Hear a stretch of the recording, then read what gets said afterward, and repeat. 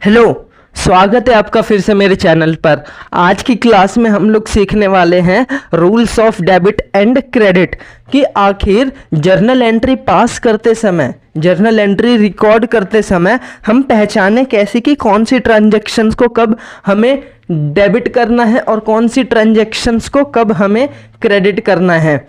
ठीक है, तो आज की क्लास में हम लोग यही सीखने वाले हैं। हम लोगों ने अपनी पिछली क्लासेस में तो ये सीख लिया था कि ट्रेडिशनल जो अप्रोच होता है, जो ट्रेडिशनल रूल जिसे गोल्डन रूल के नाम से भी जाना जाता है, उनके जरिए हम लोग कैसे पहचानते हैं कि ट्रांजैक्शंस को कब करते हैं डेबिट और कब करते हैं क्रेडिट। ठीक है, अगर आप लोगों ने वाली वीडियो नहीं देखी तो पहले वाली वीडियो देखिए। तो आज की क्लास में हम लोग सीखेंगे मॉडर्न अप्रोच से कि वो तो हो गई जी पुरानी ट्रेडिशनल अप्रोच, पुरानी थी वो रूल्स। ठीक है, और आज हम लोग सीखेंगे कि हम मॉडर्न अप्रोच से कैसे ट्रांजैक्शंस को हम लोग पहचान सकते हैं कि कब होगा डेबिट और कब होगा क्रेडिट। तो ठीक है, चलिए स्टार्ट कर लेते हैं सीधा क्लासेस को ही।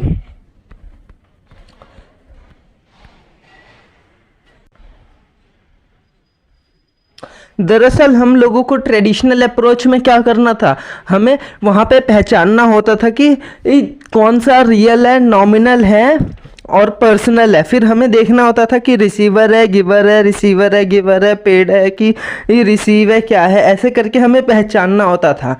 तो वो थोड़ा सा टफ पड़ जाता था लेकिन वो भी आसान था। लेकिन जो मॉडर्न अप्रोच है ना, वो ये नहीं कहता, वो कहता है कि देखो बढ़ रही है या घट रही है। सिंपल, अगर वो बढ़ रही है तो डेबिट होगी या क्रेडिट होगी, अगर घट रही है तो डेबिट होगी या क्रेडिट होगी। सिर्फ हमें यही पहचानना है। तो मॉडर्न अप्रोच थोड़ा इजी पड़ जाता है। सिर्फ हमें यही तो देखना है ना कि बढ़ रही है या घट रही है ना। तो मॉडर्न अप्रोच ना जितने भी बिजनेस में जो भी ट्रांजैक्शंस होती है ना, उनको 5 तरीके से वो क्लासिफाई कर देती है कि अगर हमें इनके बारे में पता चल गया तो हमारा सारा रूल इसी पे वर्क करेगा कि डेबिट किसको करना है, क्रेडिट किस ट्रांजैक्शंस को करना है।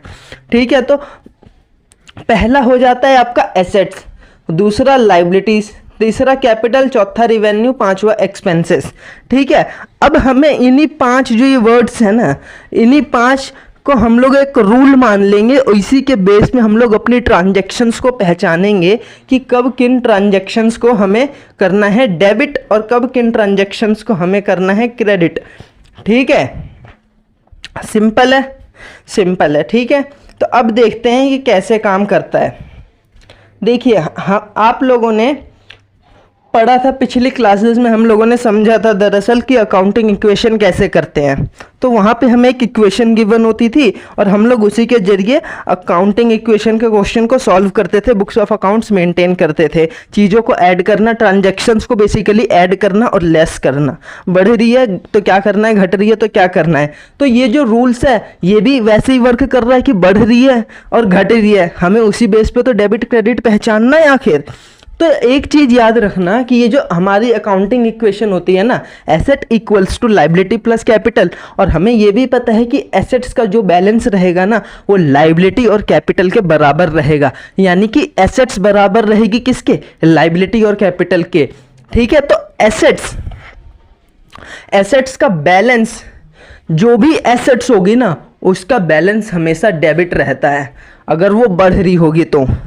ठीक है, एसेट्स का बैलेंस आपका डेबिट रहता है और लाइबिलिटी और कैपिटल, क्योंकि ये दोनों एक ही है तो इनका बैलेंस क्रेडिट रहता है। अब ये आप याद रख लेना कि एसेट्स का बैलेंस डेबिट रहता है और लाइबिलिटी का बैलेंस हमेशा ही क्रेडिट रहता है। अब मेरे को एक चीज बताइए कि अब जब एसेट्स का बैलेंस बढ़ेगा तो डेबिट होगा या क्रेडिट होगा। जी, आप सोचेंगे सबसे पहले कि एसेट्स का तो बैलेंस हमेशा डेबिट रहता है, अगर ये बढ़ता है तो इसे हम लोग डेबिट कर देंगे। ठीक है, अगर एसेट्स बढ़ेगा तो डेबिट कर देंगे। अब बताइए, जरूरी थोड़ी ना एसेट्स बढ़े, कभी कभी एसेट्स कम भी हो सकता है कि आपने कुछ मशीन्स बेच दी तो आपकी एसेट्स कम हो गई ना। तो अब बताइए, जब एसेट्स की वैल्यू, एसेट्स कम होगा तो क्या होगा।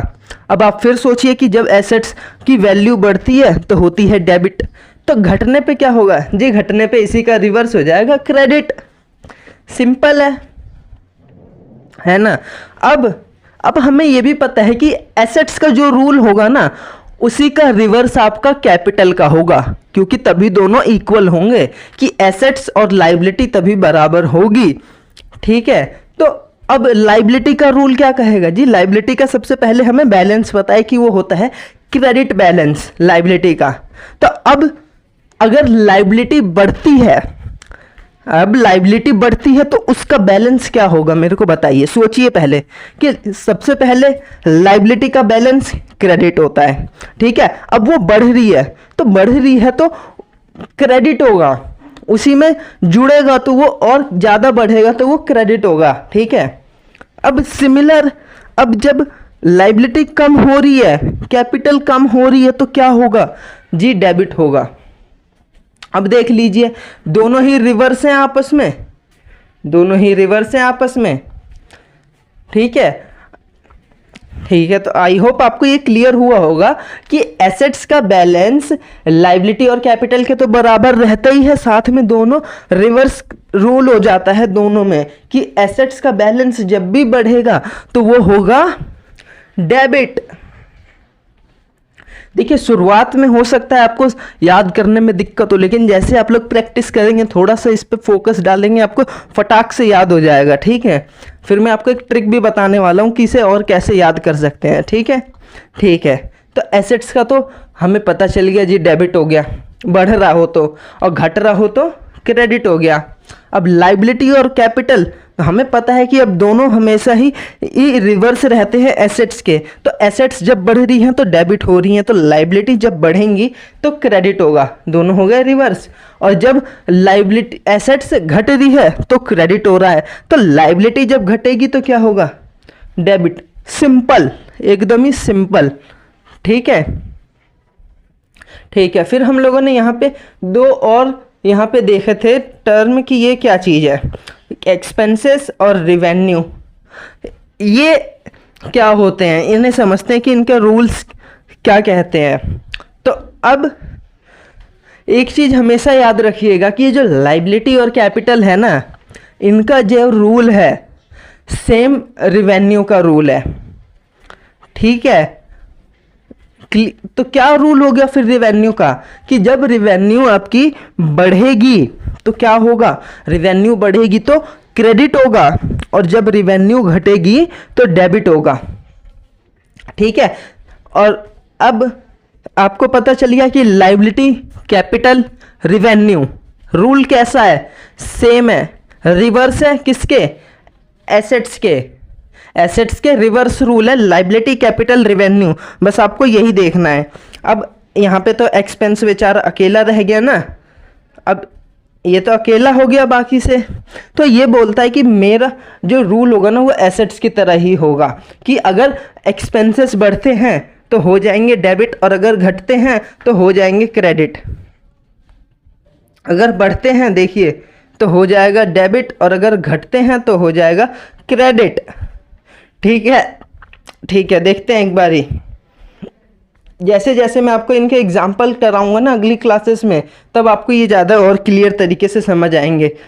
ठीक है, अब देखिए एसेट्स क्या होते हैं, एसेट्स का बैलेंस क्या होता है ये बताइए। एसेट्स का बैलेंस हमेशा डेबिट होता है, डेबिट होता है। ठीक है, 2-3 बार माइंड में बोलिए, एसेट्स का बैलेंस डेबिट होता है। और अगर एसेट्स का बैलेंस बढ़ेगा तो क्या होगा जी? डेबिट होगा।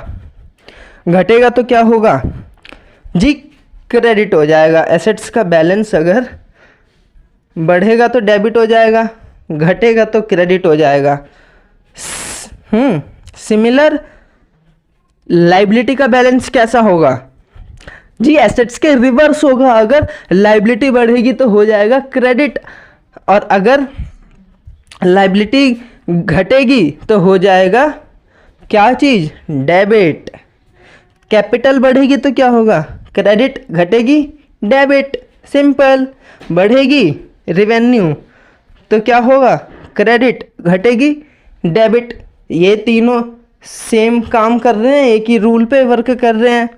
अब एक्सपेंसेस कैसा होता है कि एक्सपेंस अगर बढ़ेगा तो डेबिट, घटेगा तो क्रेडिट। ठीक है, अब मैं आपको इन्हें याद करने का तरीका बताता हूँ, थोड़ा एक ट्रिक सा समझ लीजिए इसे, एक टाइप से ही। अब देखिए, अब आप ये जो 5 है ना, 5 वर्ड्स, इन सब का पहला पहला अक्षर ले लीजिए। देखिए ए को हटाइए, सबसे पहले आप लीजिए, देखिए एल लाइबिलिटीज का, कैपिटल का सी, रिवेन्यू का आर, ठीक है। इनका जो रूल होगा वो किसके बराबर होगा? एसेट्स और एक्सपेंसेस, ठीक है, एसेट्स और एक्सपेंसेस के बराबर ही इनका रूल होगा कि ठीक है। अब इसी तरीके से आप याद करिए, शॉर्टकट ट्रिक बनाइए इन्हें याद करने की, ठीक है, क्योंकि जब आप प्रैक्टिस करेंगे तो ये आपको ऑटोमेटिक याद होते चले जाएंगे। एक चीज़ याद रखिएगा, लाइबिलिटी हमेशा बढ़ेगी तो क्रेडिट ही होगा और हमेशा घटेगी तो डेबिट ही होगा। एसेट्स का बैलेंस हमेशा डेबिट रहेगा जब भी बढ़ेगा, और घटेगा हमेशा क्रेडिट रहेगा, ठीक है। लाइबिलिटी, कैपिटल, रिवेन्यू का सेम रूल रहेगा, और फिर एसेट्स और एक्सपेंसेस का सेम रूल रहेगा, ठीक है।